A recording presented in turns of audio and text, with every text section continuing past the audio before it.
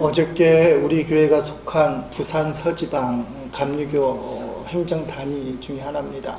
우리가 부산 서지방 김해 제1구역 김해 제1교회 행정 명칭상 그렇게 불리는데, 우리 지방에 속한 장로님들 중에는 안수를 안 받은 장로님들이 있습니다.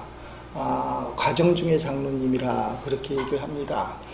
이분들이 모여서 시험도 보고 자격심사도 합니다. 감리교는 좀 특이한데, 개교회에서 이분을 장로님으로, 우리 교회 장로님으로 좀 삼겠습니다. 그러면 지방이라는 곳에다가 청거를 하게 됩니다. 그럼 지방에서는 이 성경, 교리, 신앙 전반, 교회사, 교육, 윤리 이런 거 3년 동안 시험을 보고, 시험 볼 뿐만 아니라 인성, 신앙생활, 가족관계, 우리 감리교 법에는 장로님은 온 가족이 교회를 나와야 된다 이런 법, 그런 거 이렇게 살펴보고 자격심사를 3년 동안 하는 거예요. 그러니까 그게 어저께 진영교회에서 1시 반부터 열렸습니다. 예배를 먼저 드리잖아요. 저도 가정 시험을 내는 목사이기 때문에 참가를 했습니다. 설교하시는 목사님 이야기가 참 특이하고, 저런가 하는 말을 들었어요. 이게 은혜가 될지 설교를 해야 될지 말아야 될지 고민하다가, 어떻게 보면 한국교회 현실이니까 소문은 내지 마시고, 그 설교하는 목사님이 언젠가 감리사였을 때 몇 년 전이겠죠.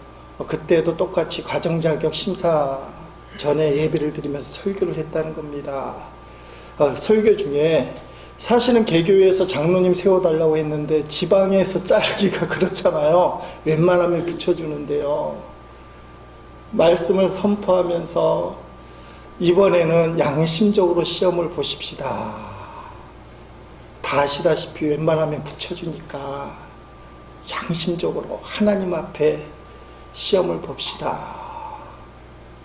근데 그 해에 장로님들, 과정 중에 진급 중에 있는 장로님들 점수가 제일 안 나왔다. 그래서 이 목사님의 설교 가운데 그 점수 안 나온 게 그렇게 은혜가 되더라. 다행히 여러분들은 충격을 안 받으셔서 너무 감사를 드립니다. 장로님들이 컨닝을 하신다는 거예요. 그래서 하나님 앞에 부끄러운 가정하지 말고 제대로 공부한 만큼 시험을 보시라고 권면을 했더니 정말 양심적으로 시험 보는 바람에 그 해에 점수가 엉망이었다. 그게 은혜였다. 어제 그 설교한 내용이 이번 시험도 양심적으로 봅시다. 제가 몇 년 과정고시 이렇게 시험을 보면서 장로님들을 믿었어요. 그래서 한 번도 감독을 한 적이 없어요. 쓱 나가줍니다. 그리고 제가 이렇게 살펴본 장로님들 중에는 컨닝하는 분이 없었는데 어저께 컨닝하는 분 봤어요. 무감독하는 게 이게 문제가 되겠다. 이런 생각을 들기로 했는데, 장로님이면 영적 지도자고 교회의 어른이신데,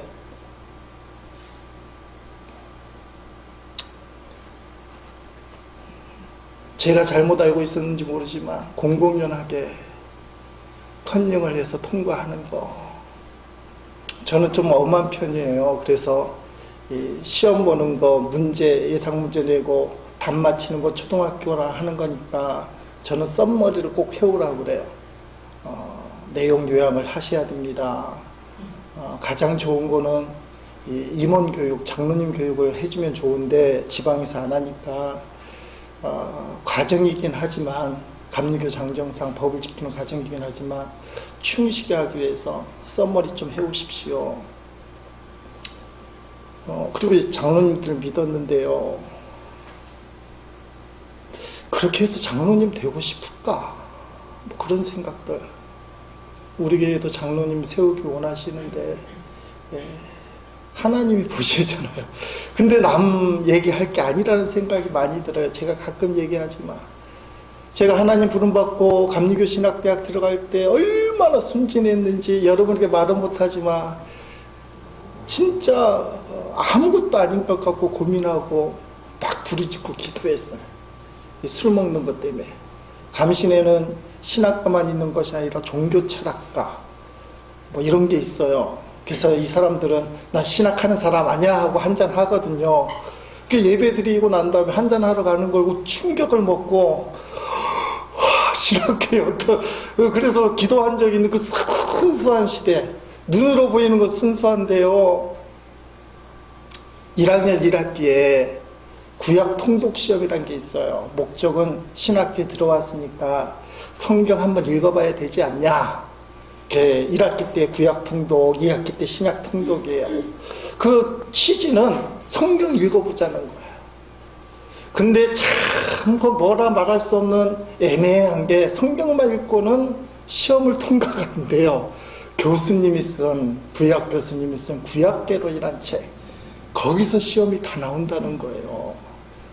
가장 좋은 거는 구약을 다 읽고 그 교수님의 책인 구약개론을 읽고 시험을 보는데 여기 학생들 있지만 그게 안 되잖아요. 구약개론도 읽고 성경도 다 읽어야 되는데 원칙은 성경을 읽고 시험을 봐야 되는데 시험을 보기 위해서만 한다면 책만 읽으면 되는 거예요. 다 알아요. 친구들이 말입니다. 성경도 읽지만 책부터 읽어요. 여러분 같으면 아마 성경부터 읽고 책을 읽을 텐데 1학년 1학기 때 그게 쉽지 않아요. 여러분도 들어가 보면 알아요. 안 되는 거예요. 성경을 펴서 읽기 시작하다가 창세기, 출애굽기, 말라기 갈 생각이 없어요. 시험은 내일 모레. 그러면 책부터 읽어요. 시험은 통과해야 돼요. 저도 그랬어요. 성경 읽다가 시험은 통과해야 되지. 근데 친구 하나가 시험을 안 보겠다는 거예요. 안모모 목사인데 그때는 친구. 너 왜 시험을 안 보냐? 나 구약 통독하지 않았어. 시험 제목이 구약 통독인데 통독을 안 했으니까 자격이 없는 거지. 혼자 패스하는 거야. 안 보는 거야. 저는 봤을까요? 안 봤을까요? 봤어요. 통과했어요. 근데 지금 생각하면 가슴을 치며 회개해요. 남들이 다 한다고. 어차피 시간이 늦어도 통과는 돼요. 다 졸업했어요. 구약 통독 시험 때문에 졸업 못한 친구는 아무도 없어요. 근데 1학년 1학기 때 그 상황이 어떤 상황인지 꼭 통과를 해야 되니까. 남들도 그러니까. 성경 안 읽어도 구약개론 책이나 열심히 봐서 시험은 통과하자.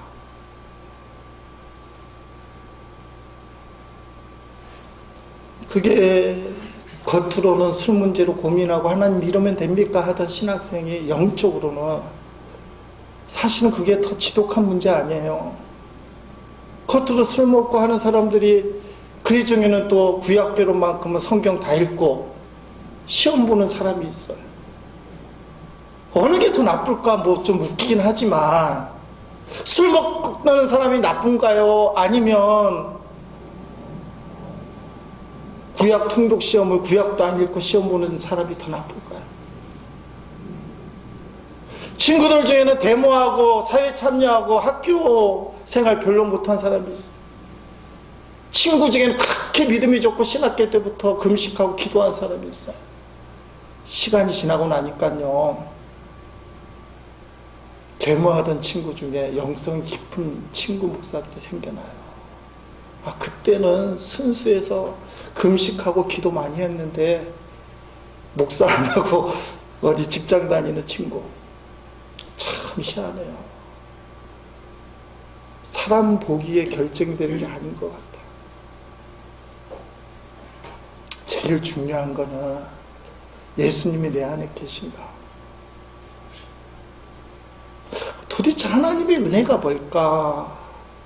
하나님의 은혜는 눈에 보이는 현상이 아니고요.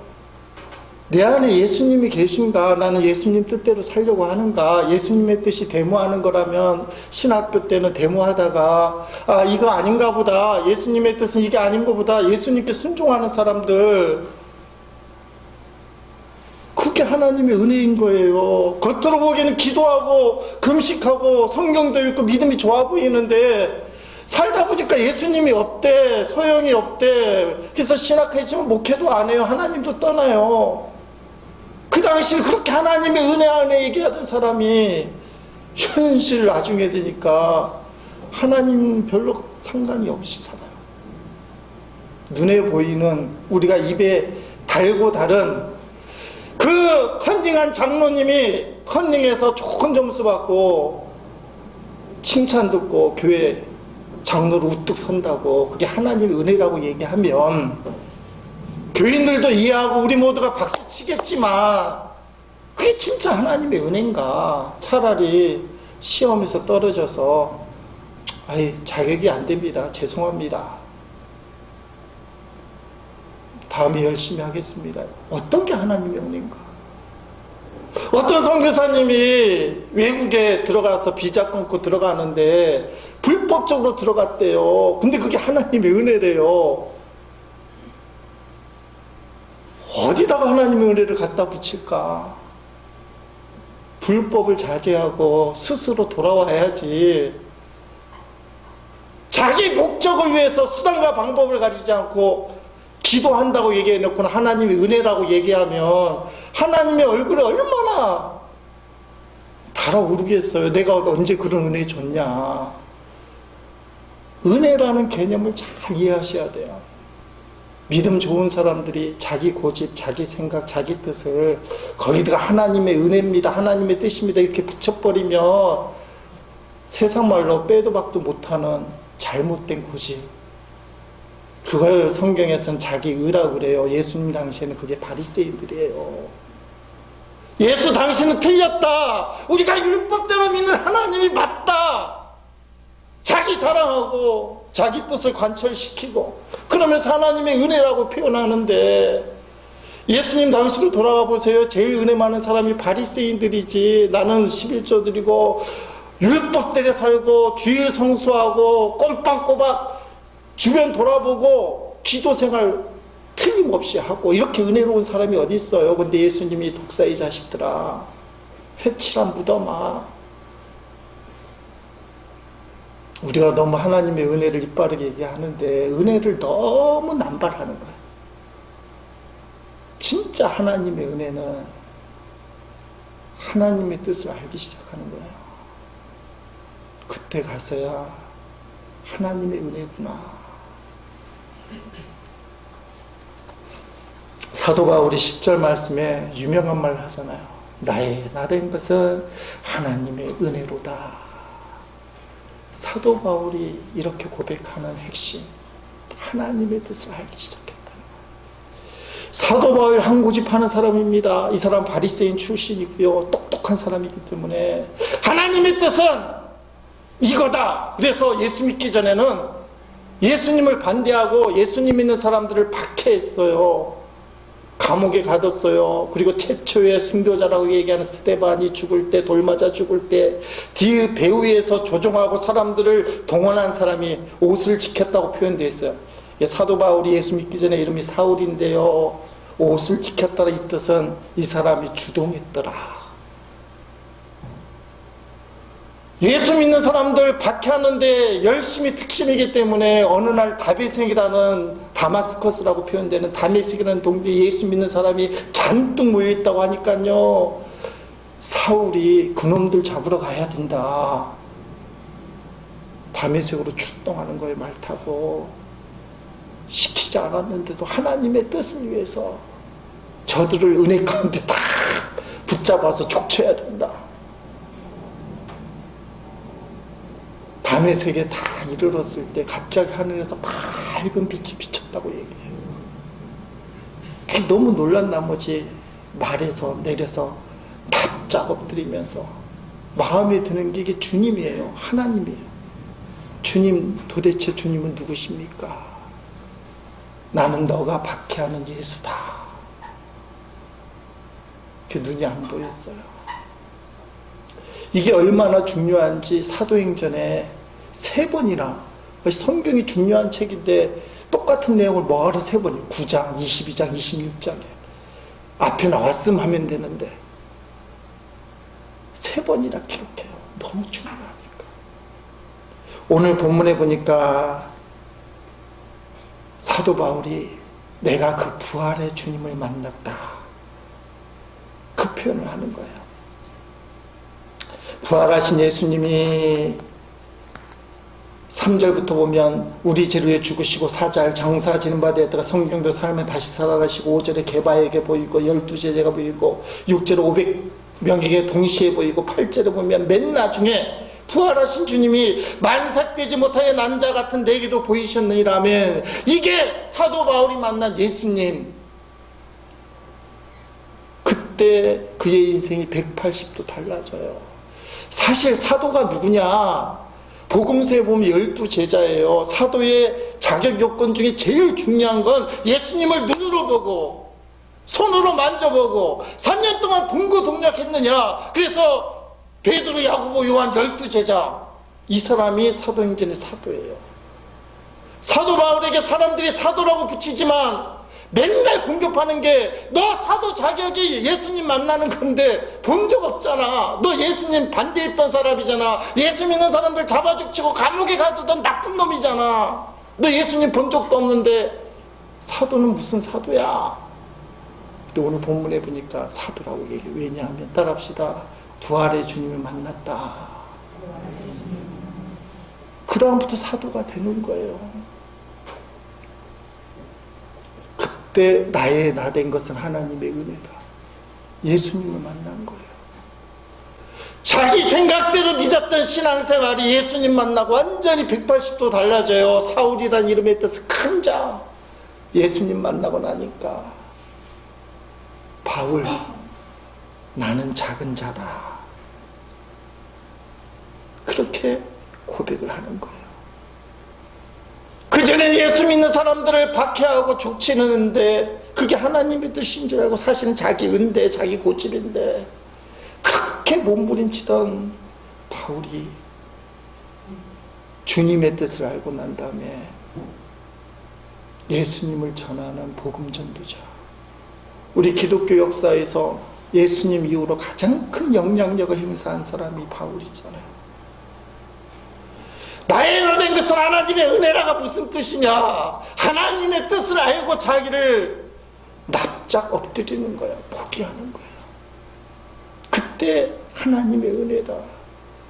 컨닝에서 성공하고 수단과 방법을 가리지 않고 세상에 보란듯이 봐! 내가 이렇게 성공했어. 나의 나 된 것은 하나님의 은혜다. 이게 사도 바울이 말하는 은혜가 아니에요. 그게 어떻게 은혜예요? 세상에 그렇게 성공한 사람이 한둘입니까? 사기로 사람을 죽이면서까지 정권을 잡고 수단과 방법을 가리지 않고 자기 이권을 챙긴 사람들, 다 하나님의 은혜로 성공한 사람이에요. 거기에다가 하나님 은혜를 붙이는데, 교인들도 자꾸 세상에 물들다 보니까 잘 되고 성공하고 뭔가 이루면 하나님의 은혜입니다. 사실 목사들이 많이 부추겼어요. 성공주의. 성공해야 하나님의 은혜고 실패하면 은혜가 아니에요. 사도 바울은 실패했어요. 성공 지향에서 모든 걸 내려놨어요.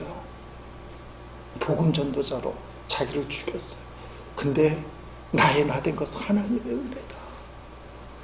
하나님의 은혜에 대한 분명한 입장이 뭐냐? 우리가 자꾸 입에 바른 듯이 하나님의 은혜, 하나님의 은혜, 하나님 은혜 가운데 잘 되게 해줍소. 나쁜 건 아니에요. 근데 은혜의 진짜 뜻을 알아요. 하나님의 뜻을 알아가는 것. 사도 바울이 예수님 만나고 나는 죽고 예수로 살겠다고 외쳤지만 처음부터 되는 건 아니에요. 고집이 얼마나 센지. 한순간에 믿음이 성숙해지라는 착각은 버리세요. 그는 하나님의 은혜를 알고 나의 나 된 것은 예수님 때문에, 십자가에 죽으신 예수님 때문에 내가 구원을 받았다. 그 주님이 나를 만나주셨다. 너무 기뻐서 복음을 전하기로 작정을 했는데 얼마나 기도했겠어요. 그는 최초로 동양에 가서 복음을 전하고 싶었어요. 근데 성령 하나님 막으신, 이게 중요한 장면이니까 사도행전 16장 6절부터 10절에 보면 이런 말씀이 나옵니다. 성령이 아시아에서 말씀을 전하지 못하게 하시거늘 사도 바울이 얼마나 준비를 했겠어요. 최초로 전도하러 가는데. 근데 하나님이 안 돼요. 그래서 사도 바울과 일행들이 즉각적으로 순종하면 나중에 그렇게 되겠지만 이때는 초창기에 그들이 부르기아와 갈라디아 땅으로 가지 말라고 했는데 슬쩍 돌아간 거예요. 쉽게 말하면 부산에 가려고 하는데 못 가게 하니까 주천 쪽으로 가야 되는데 부산 가려고 하니까 강서로 슬쩍 바꾼 거예요. 그리고 무시아 앞에 이르러 비도니아 가고자 했을 막 애를 쓴 거예요. 그래도 내가 동쪽으로 가야지 예수행이 또 허락하지 아니하시는지라. 두 번째 어기는 거예요.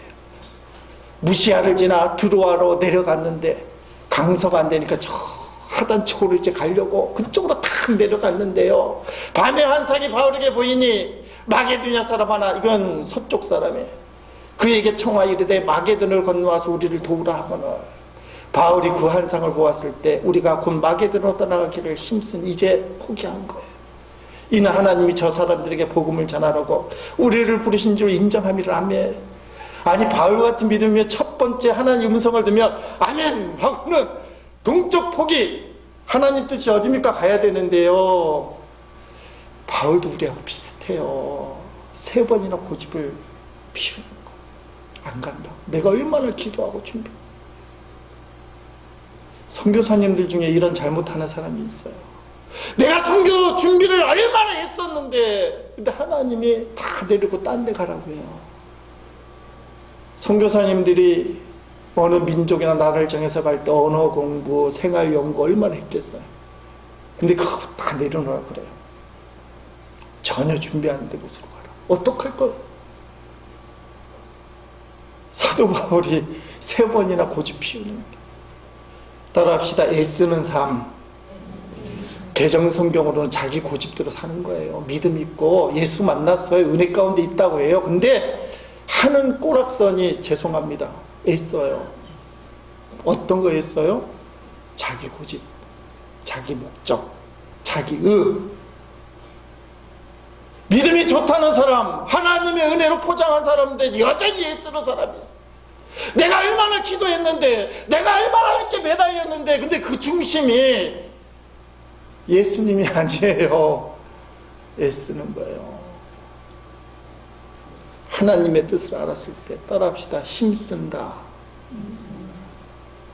포기하는 거예요. 다 내려놓고 가라는 대로 가는 거예요. 아니 사도 바울도 이게 쉽지 않았어요. 여러분은 그냥 가볍게 듣지만 이게 쉽냐 이거예요. 몇 년을 쌓아놓고 기도하고 애썼고 노력하고 준비를 했는데 하나님 안 돼. 너 딴 곳에 가야 돼. 이 결정이 쉽겠어요? 거의 목숨 걸고 준비를 했는데. 사도 바울 성격을 알잖아요. 동쪽으로 가려고 얼마나 철저하게 준비했겠어요. 안 돼. 그러니까 애써요. 자기 뜻대로 해보려고. 신앙의 기준이요, 애쓰는 대로 되는 게 은혜가 아니라 하나님의 뜻을 알고 자기를 포기하고 힘쓰는 단계. 성도들 중에서 때로는 교회도 애쓰는 교회가 있어요. 세상에서 애쓰면 성공합니다. 그렇잖아요. 10번 나무 베면 안 쓰러질 나무 없듯이 애쓰면 된다고 얘기해요. 근데 그게 은혜냐 하나님의 뜻이냐, 그건 다른 것 같아요. 여러분 얼마나 애쓰십니까? 자녀들을 잘 보살피려고 얼굴 표정이 애쓰는 부모님 모습, 돈 벌고 얼마나 애써요. 힘쓰는 삶으로 바뀌기 바랍니다. 우리가 자식들 잘 키우려고 해도 내 마음대로 안 되잖아요. 주님께 탁 맡기고 주님 뜻대로 힘써야 되는 거예요. 여러분 인생도 애쓰는 삶, 내가 목표하는 것을 이루게 하나님 은혜를 주옵소서, 그렇게 할 수는 있지만 그러나 그게 좀 변화돼요. 따라합시다. 힘쓰겠습니다. 주의 뜻을 알고 힘쓰겠습니다. 이게 진짜 은혜예요. 애쓰다 보면 하나님이 가로막으니까 실패를 해요. 믿음 좋은 사람들이 세상이 무너지는 거예요. 죄를 짓고 가정이 깨지고 사람들에게 손가락질 받고, 그러면서 자기는 기도도 많이 하고 내가 교회 생활 얼마나 잘하고 은혜가 얼마나 많은지. 아니에요. 여전히 그는 애쓰는 사람이에요. 은혜 안에 들어가면 힘쓰는 사람이 된다. 힘쓰는 사람. 열왕기 5장 이야기 가끔 합니다. 나만 장군 이야기. 나만 아람 왕의 1등 공신, 왕 빼고는 최고로 힘쓰는 사람. 이 사람이 한센병, 나병에 걸렸어요. 개정성경은 무식하게 문둥병이라고 되어 있는데 좀 이따 그 얘기 듣지만, 화려한 옷을 입고 다녀요. 이 나라에서 최고로 힘센 사람. 갑옷을 번쩍이는 거 입고 좋은 옷을 입는데 그 속은 썩어 문드러지는 나병. 요새 세상 사는 사람들 중에 이런 사람 많아요. 화장하고 잘 꾸미지만 그 마음은 속이 문드러진 사람, 나병 걸린 사람. 왜 그럴까? 따라합시다. 나만. 자기밖에 모르니까 나만. 나만 장군이 나병 걸린 거예요. 이게 비밀인데요. 집에선 숨길 수가 없잖아요. 옷 갈아입고 그래야 되니까. 집에 일하는 하녀중에 이스라엘에서 끌려온 포로가 있었는데, 이 여자애가 자기 주인이 나병 걸린 거 보고 하는 말이, 우리 동네에는 엘리사라는 유명한 하나님의 선지자가 있는데 그깟 병 좀 고칠 수 있을 거예요.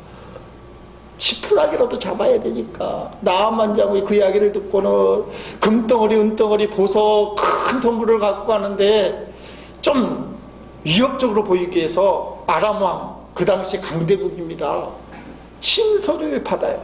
이스라엘 왕에게. 우리나라의 최고 장군 나아만이 니네 나라 가는데 엘리사가 있다며 잘 보살피고 병을 고치게 해달라. 친서를 갖고 이스라엘에게 딱 갖다 주니까 약한 나라 이스라엘은 발칵 뒤집어져요. 아람왕이 우리를 잡아 먹으려고, 빌미를 잡으려고 하는데 택도 없는 이야기.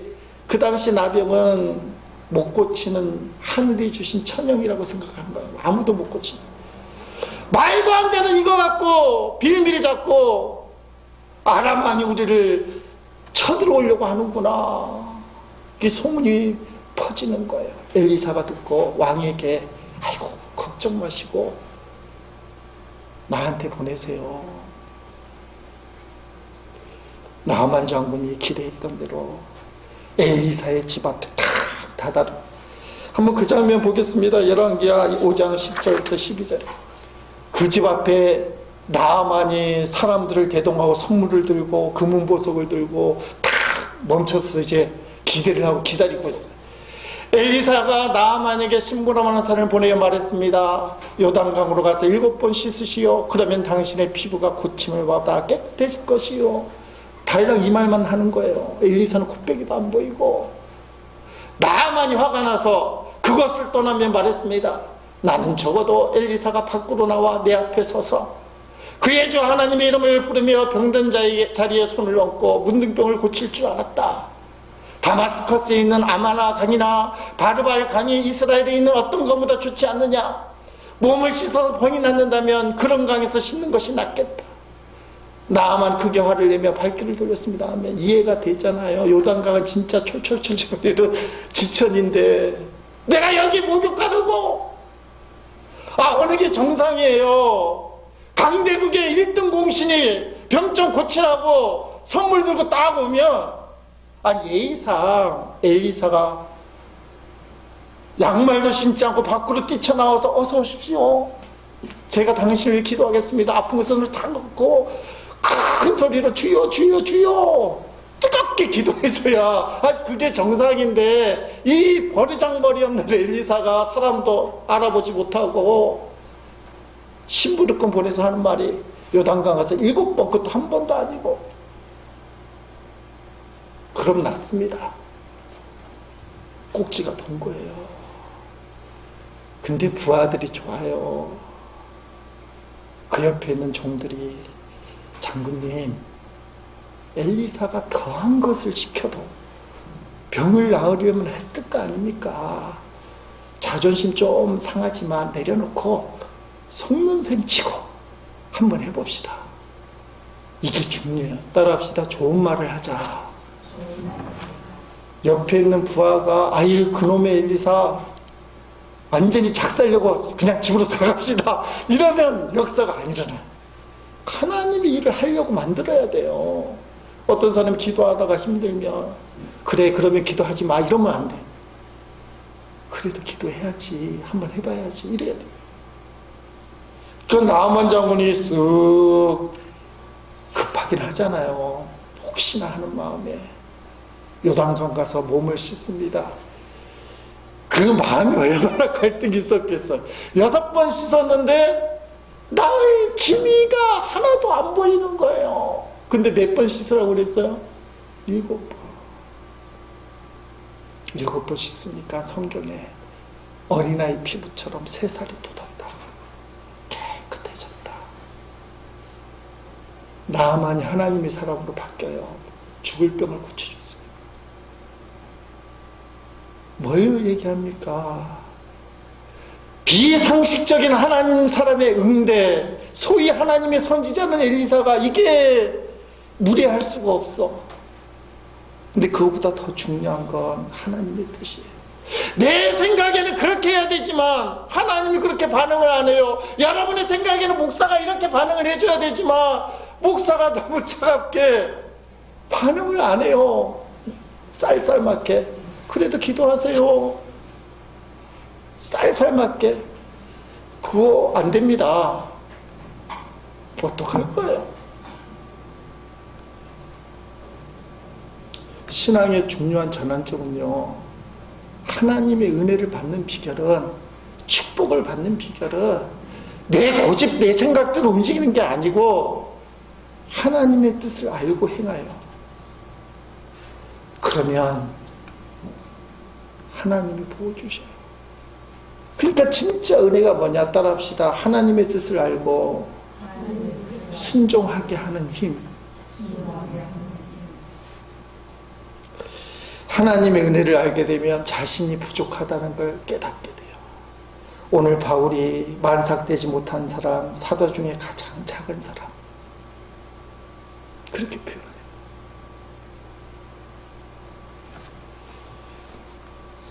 마태복음 20장에 보면 포도원 품꾼 이야기가 나옵니다. 포도원에 일꾼이 필요했는데 새벽 6시, 오전 9시, 정오 12시, 오후 3시, 그리고 오후 5시에 놀고 있는 사람들을 각자 데려와요. 5번이나. 6시가 되니까 일을 마감합니다. 그때 주인이 5시에 온 사람, 그 사람에게 일당을 주는데, 요새 일당이 얼마인지 모르지만 한 데나리온, 이게 하루 남자의 품삯이에요. 10만원. 1데나리온 10만원을 딱 주는 거예요. 그랬더니 먼저 온 사람들이 눈이 커지면서 어머나 그러면서 기대가 막 되는 거예요. 1시간 일하는 사람에게 10만원을 주니까 새벽 6시에 와서 12시간 포도원에 있는 나는 뭐 10배는 안 바래. 최소한 3배 30만원을 주겠지. 근데 3시에 온 사람 10만원, 12시, 오전 9시, 새벽 6시에 온 사람 10만원. 화가 나요, 안 나요? 여러분 참 인품이 좋아요. 그렇지. 근데 화가 나는 거예요, 실제로. 상대 비교. 그 사람들 하는 말 보겠습니다. 마태복음 20장 11절 16절. 그러자 먼저 온 사람, 그들은 포도밭 주인에게 불평을 하였다. 저 사람은 겨우 1시간밖에 일하지 않았는데 하루 종일 대학 배달해서 수고하는 우리들과 똑같이 취급하는군요. 그러자 포도밭 주인이 말했다. 친구여, 나는 당신에게 잘못한 것이 없어. 당신들은 한 데나리온을 받기로 나와 약속하지 않았어. 당신 것이나 가지고 돌아가시오. 나는 나중 사람에게도 당신과 똑같이 주고 싶소. 내 것을 가지고 내 뜻대로 하는 것이 무슨 잘못이오. 내가 자비로운 사람이라서 당신의 눈에 거슬리오. 그러므로 꼴찌가 첫째가 되고 첫째가 꼴찌가 될 것이다. 이게 포도원 비유는 천국 이야기인데요. 천국만 들어오면 어느 누구든지 구원을 받는다, 이 말을 하고 싶은 거예요. 하나님의 사랑은 언약의 사랑, 누구든지 구원받는다. 근데 사람은 아니에요. 조건적인 사랑. 그래도 내가 나은데, 내가 교회에 나와도 내가 더 열심인데, 내가 더 충성하고 내가 기여도가 더 큰데, 근데 어떻게 저 사람이 상대 비교, 하나님은 아니라고 그래요. 그러면서 하는 말이 그렇게 기고만장하고 교만한 네가 꼴찌가 되고, 네가 말할 때마다 별거 아닌 저 볼품없는 사람이 첫째가 될 거다. 이게 천국의 이야기. 여러분은 몇 시쯤에 온 사람이에요? 이렇게 물으면 오전 6시는 좀 심하고, 난 그래도 9시에, 교회 20년 이상 다닌 사람은 9시, 10년 다닌 사람은 12시, 한 5년쯤 다니면 난 그래도 오후 3시는 왔어. 따라합시다. 몽땅 오후 5시다. 사실은 몽땅 오후 5시예요. 근데 착각해요. 내가 얼마나 열심인데 어떻게 교회 처음 나온 저 오후 5시 사람하고 같아. 나는 오전 6시였어. 하루 종일 땡 뺏어 고생했어. 말도 안 되는 이야기. 여러분도 다 오후 5시에 온 하나님의 은혜 가운데 가는 사람이에요. 이걸 깨닫는 게 은혜예요. 그래서 사도 바울이 내가 죄인 중에 개수라고 얘기하는 거예요. 주님을 위해서 전생애를 드리고 생명까지 드리는 사람이, 나는 아무리 그렇게 몸부림쳐도 오후 5시에 온 하나님이 불쌍해서 구원해준, 죽을 수밖에 없는 사람인데 나를 구원해줬어. 나는 만삭되지 못한 자고 지극히 작은 사람이야. 오후 5시에 왔다는 생각이 확실하기 때문에. 그래서 이게 진짜 고백이에요. 입 바른 소리가 아니라. 하나님의 은혜를 알면 겸손해져. 스스로가 나는 최소한 정오에 온 사람이 생각 안 해요. 나는 오후 5시에 1시간도 일하지 않았는데 구원받은 사람. 얼마나 감사한가. 이게 은혜 받은 사람 특징이에요. 내가 저보다 나은데 생각하면 그 사람은 은혜가 떨어지는 사람인가. 은혜 받은 사람은 더 수고해요. 10절 말씀에. 그러나 내가 나된 것은 하나님의 은혜로 된 것이니 내게 주신 그의 은혜가 헛되지 아니하여 5시에 불러준, 내가 모든 사람보다 더 많이 5시에 불러줬으니까 1시간 일하는 더 많이 수고하고, 근데 이게 내가 한 게 아니에요. 하나님이 불러주시고 오직 나와 함께 하나님의 은혜로다. 주님이 축복하는 사람은 착하고 충성된 종이에요. 일하는 사람. 근데 오후 5시 와도 농땡이 부리면 안 되잖아요. 미국 서부 개척시대에 동부에서 서부로 가는 마차가 있다고 합니다. 근데 3등석으로 나눠져. 1등석은 VIP석. 어떤 일이 있어도 가만히 앉아있는 사람. 2등석은 언덕을 오를 때나 개울을 건널 때 자리에서 내려서 걸어서 가는 사람. 제일 낮은 3등석 사람은요, 조건부로 타는 사람이. 언덕을 마차가 오를 때는 내려서 마차를 밀어줘야 돼요. 개울을 건널 때는 내려서 그 마차를 개울에서 끄집어서 건너가도 힘을 써야 돼요. 여러분이 마부라면요, 1등석, 2등석, 3등석에 앉아있는 손님 중에 누구에게 주목하겠습니까? 1등석 VIP 돈 많이 낸 사람도 중요하고 2등석도 중요하지만 마부는 3등석에 가 있어요. 왜냐하면 동고동락할 사람이니까.